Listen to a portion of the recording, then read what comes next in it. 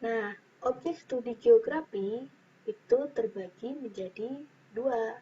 Yang pertama, objek material, dan yang kedua adalah objek formal. Halo, Assalamualaikum warahmatullahi wabarakatuh. Apa kabar kalian semua? Semoga kalian semua sehat selalu ya, dan tetap semangat belajar di tengah pandemi ini. Sebelum menyaksikan video pembelajaran ini, ayo kita berdoa dulu ya, agar ilmu yang didapat serap dan bermanfaat untuk kita semua. Berdoa dimulai. Berdoa selesai. Materi hari ini kita akan belajar ini. Dan pembahasannya adalah ini. Jadi, simak baik-baik dan jangan lupa dicatat, oke?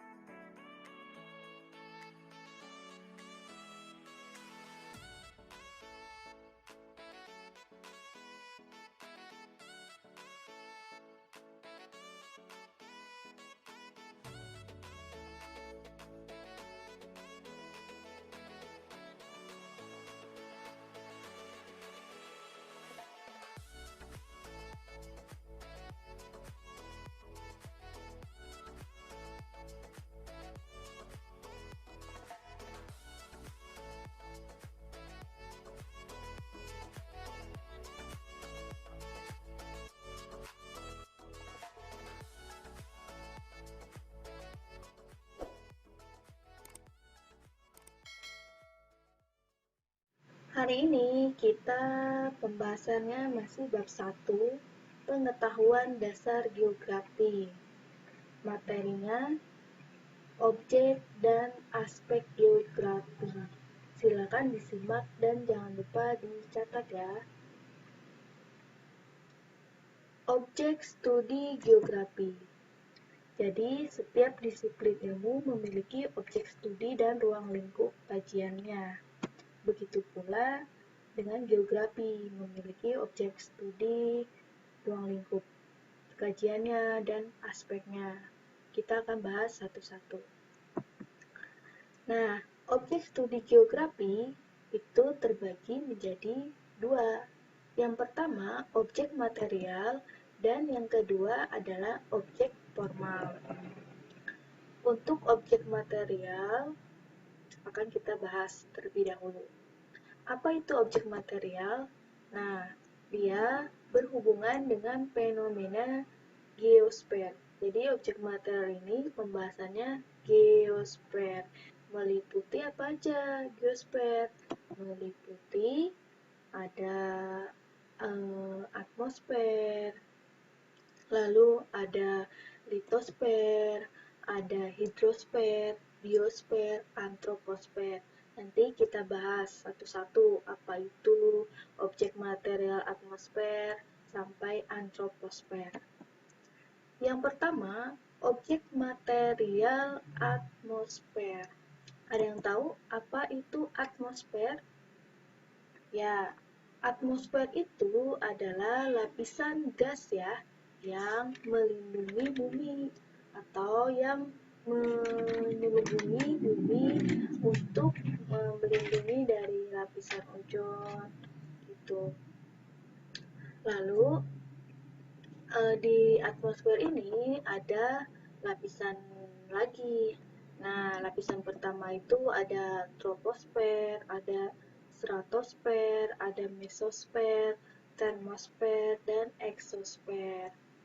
Lebih lengkapnya nanti akan kita bahas di bab selanjutnya, yaitu dinamika atmosfer. Atmosfer juga memiliki ilmunya, ada ilmu meteorologi dan klimatologi.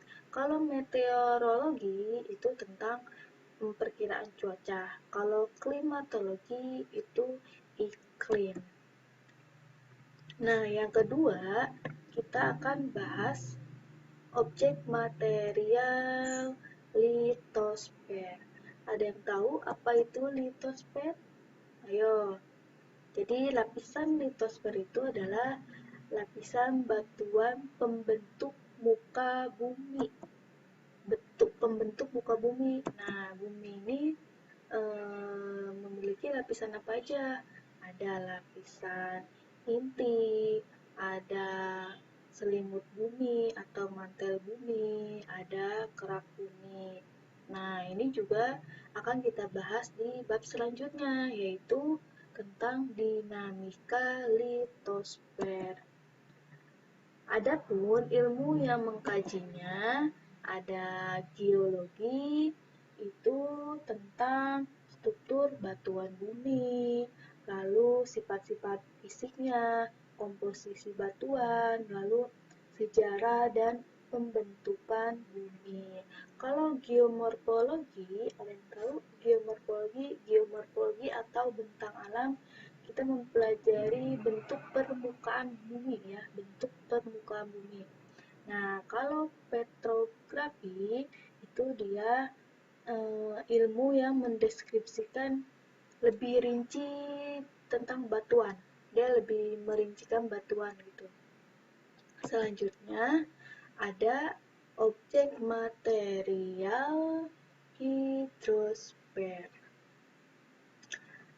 Ada yang tahu apa itu objek hidrosfer? Ayo. Jadi, hidrosfer itu lapisan air yang meliputi perairan di darat maupun di laut. Adapun ilmu yang mengkajinya adalah hidrologi dan oseanografi. Kalau hidrologi, kita mempelajari siklus hujan. Kenapa bisa hujan? Lalu ada siklus pendek, sedang, dan panjang. Kalau oseanografi itu mempelajari laut, morfologi, morfologi laut.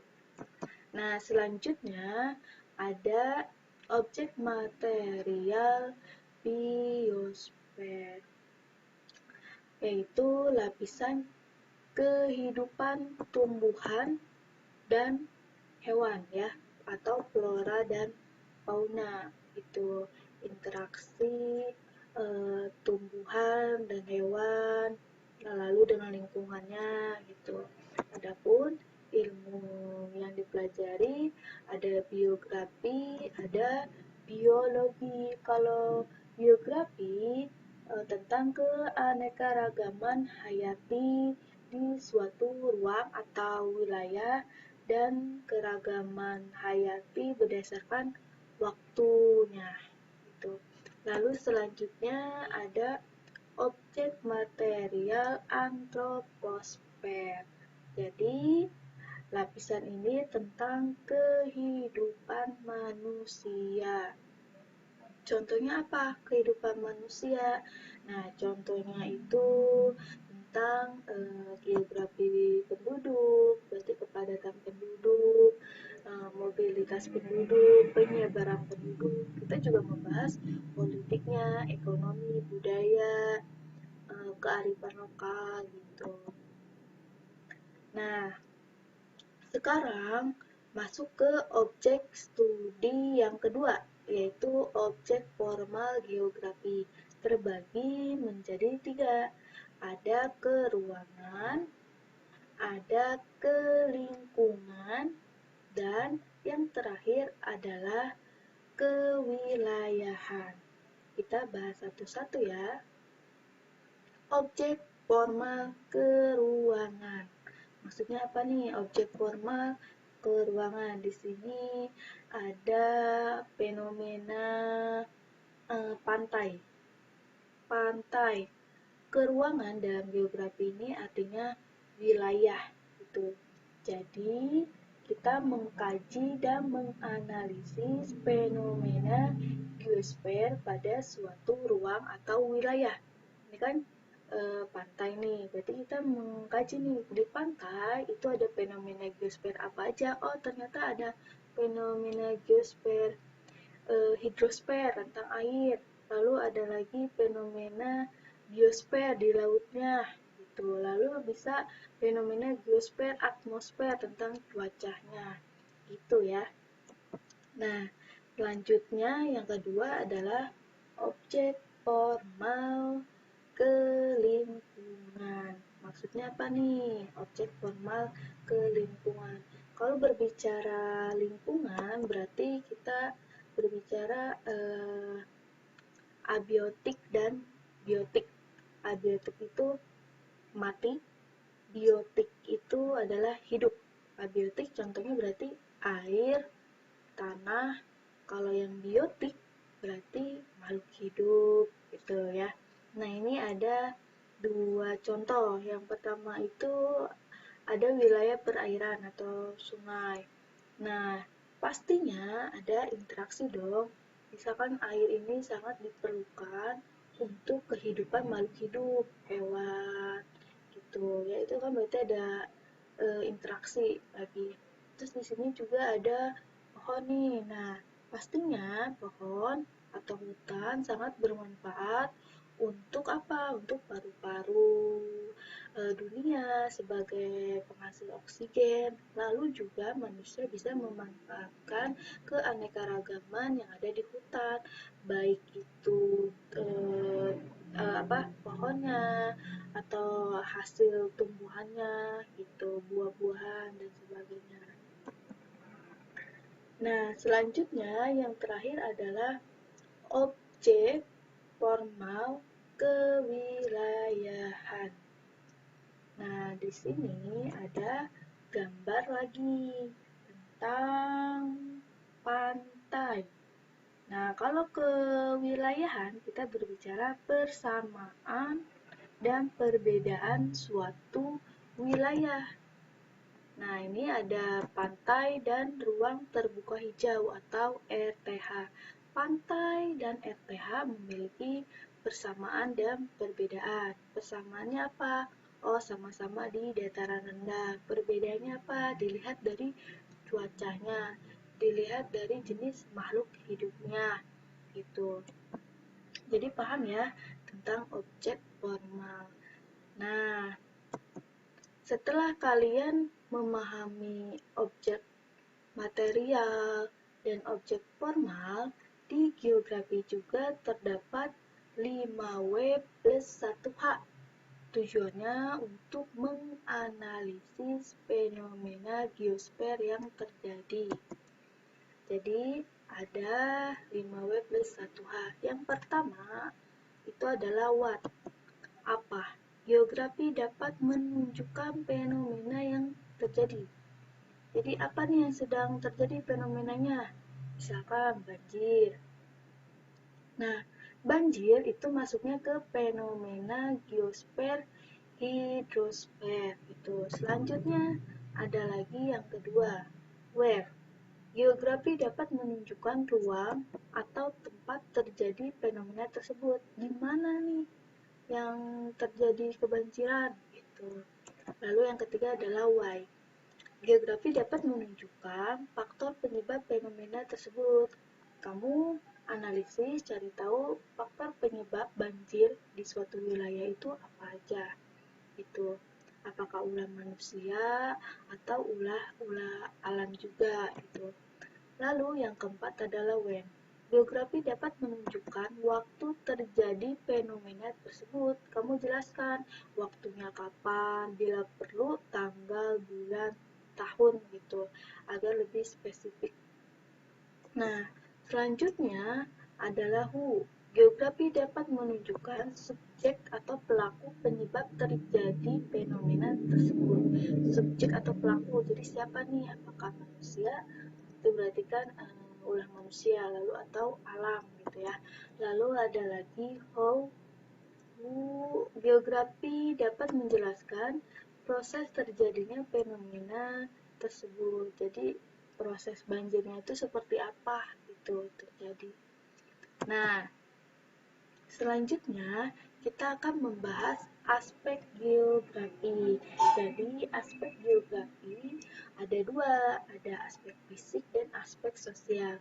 Yang pertama kita akan membahas aspek fisik. Aspek fisik ini pembahasannya fenomena geosfer yang berupa fisik tanah. Berarti dia masuknya ke geosfer, litosfer. Lalu ada lagi cuaca, masuknya ke fenomena geosfer, atmosfer. Gempa, dia masuknya ke tanah juga ya, litosfer, karena patahan gitu. Lalu ada lagi iklim, dia bicara tentang berarti atmosfer. Relief, dia tadi berbicara di tanah juga, permukaan bumi berbicara di litosfer gitu. Nah, selanjutnya aspek sosial, berarti tentang kehidupan makhluk hidup yang bisa berinteraksi. Contohnya itu populasi penduduk, mobilitas penduduk, penyebaran penduduk, politik, budaya, dan ekonomi. Nah, itu yang bisa Ibu sampaikan. Kurang dan lebihnya mohon maaf. Jangan lupa dicatat. Sekian dari Ibu.